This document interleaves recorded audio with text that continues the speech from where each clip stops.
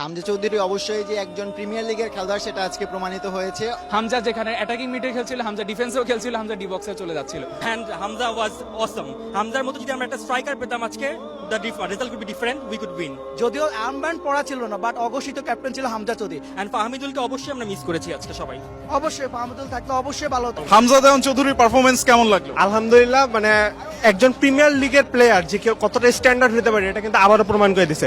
বাংলাদেশে আপনি যদি দেখেন প্রবাসী থেকে শুরু করে অনেকেই, যার যেমন জামাল ভুঁইয়া, তারেক কাজী, আপনি যদি তাদের প্রাইম পারফরমেন্স দেখেন, এখন হয়তো বা একটু খারাপ হতে পারে, যখনকার তাদের প্রাইম পারফরমেন্স ছিল আলহামদুলিল্লাহ কিন্তু প্রত্যেক সময় ভালো ছিল।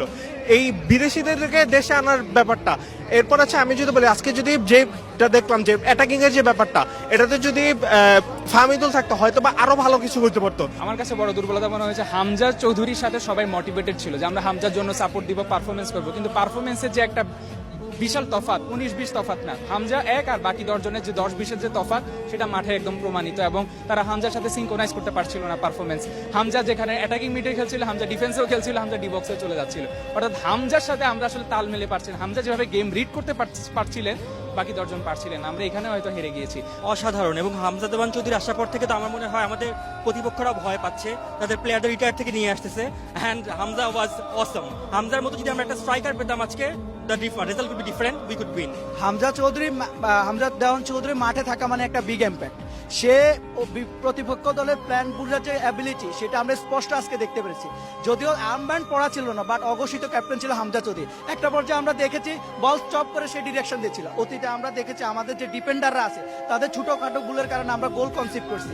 ইভেন আমাদের গোল রক্ষকের ভুলের কারণে আমরা গোল কনসিভ করছি। সেদিক থেকে হামজা আমাদের ডিফেন্স সাইডে থেকে মোটামুটি আমাদের প্লেয়ারগুলোর সুশৃঙ্খল রাখতে পারছে, এবং নার্ভ কন্ট্রোলের ক্ষেত্রে সে প্রচন্ড সহযোগিতা করেছে, যার কারণে আমরা কোনো গোল কনসিভ করি নাই।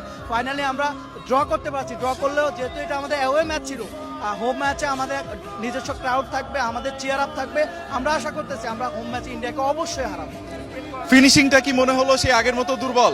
অবশ্যই দুর্বল। হামিদুল থাকলে হামিদুল থাকলে অবশ্য ভালো লাগতো, আর আরো বেটার রেজাল্ট হইতো।